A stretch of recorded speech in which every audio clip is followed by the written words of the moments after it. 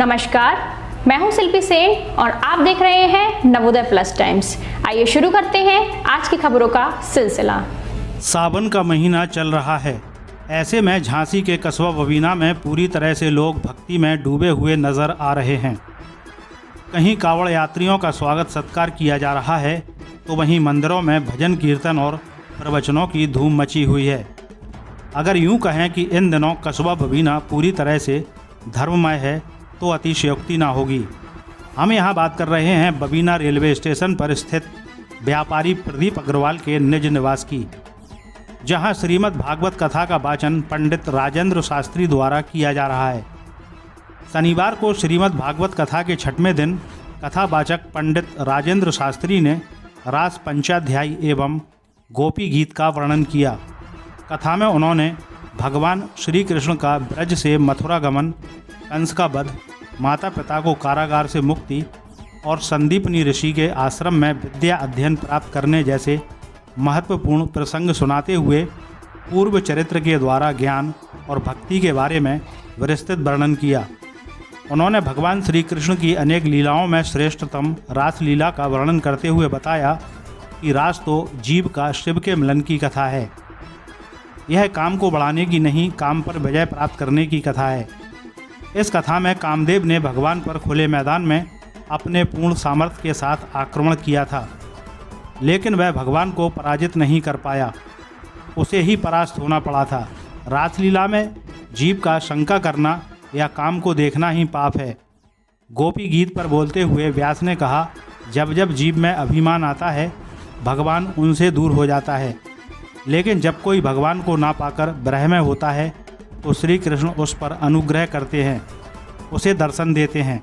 कथा के मुख्य यजमान श्रीमती माधुरी प्रदीप अग्रवाल एवं श्रीमती अर्चना संजय अग्रवाल ने सभी भक्तों को प्रसाद वितरण कर 6ठे दिन की कथा का समापन किया।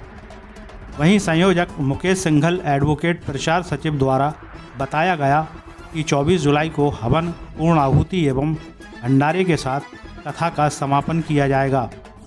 नवोदय प्लस टाइम्स के लिए बबीना से मोहम्मद हनीफ के साथ गौरव कुमार की रिपोर्ट। आज भागवत के 6वें दिन क्या कार्यक्रम हुआ है? देखिए भैया, हमारे बबीना में श्रीमद् भागवत कथा का कार्यक्रम चल रहा है। ये कार्यक्रम स्टेशन रोड पर प्रदीप अग्रवाल हमारे शिष्य हैं, उनके यहाँ किया जा रहा है। इसमें सभी विद्वान बाहर से भी हैं और कथावाचन के रूप में मैं आज 6वें दिन की कथा में जो कथा सुनाई है उसके बारे में कुछ जो यथा तथा कथित प्रसंग हैं उनको आपको बता रहा हूँ। इस संसार सागर में जो भगवान कन्हैया ने अवतार लिया संसार की रक्षा के लिए, वो सारे वर्णन किए।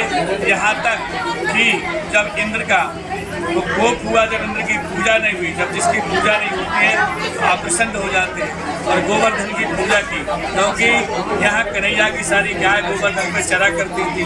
तो कन्हैया ने कहा कि हम इंद्र की पूजा नहीं, गोवर्धन की पूजा करेंगे। इस प्रकार से जब गोवर्धन की पूजा हुई, इंद्र की नहीं हुई, इंद्र रुष्ट हो गया, बहुत बारिश हुई और बारिश से वृंदावन को नष्ट करना चाहा, लेकिन कन्हैया ने अपने उस हाथ से, हाथ की उंगली से, उंगली के नख से गोवर्धन उतार करके सारे ब्रजवासियों का कन्हैया ने और रक्षा का बीड़ा उठाया, सारे ब्रजवासियों की रक्षा की। ऐसे प्रसंगों को लेते हुए आज हमारे प्रसंग में गोपी गीत का वर्णन हुआ, भ्रमर गीत का वर्णन हुआ, वेणु गीत का वर्णन हुआ, जहाँ आज सारी जो है गोपियाँ कन्हैया से कहती है, जयति तेदकम जन्मना ब्रजा, हे कन्हैया तेरा जन्म जब से ब्रज में हुआ, तेरी कथा सुनने से तब कथा वृतम तप्त जीवनम, तेरी कथा सुनने से हमारे जीवन के ताप संताप नष्ट हो जाते हैं। शास्त्री जी, ये भागवत कथा जो है कितने दिन से कितने दिन तक की है? ये भगवान की भागवत कथा इस सप्ताह यज्ञ होता है, 7 दिन की होती है। इस खबर में बस इतना ही। थोड़ी देर में फिर मिलते हैं एक नई खबर के साथ। और हाँ, अगर अभी तक आपने हमारे चैनल को सब्सक्राइब नहीं किया है तो कृपया अब कर दीजिए और ताज़ा तरीन खबरों के नोटिफिकेशन के लिए बेल आइकन पर क्लिक कीजिए।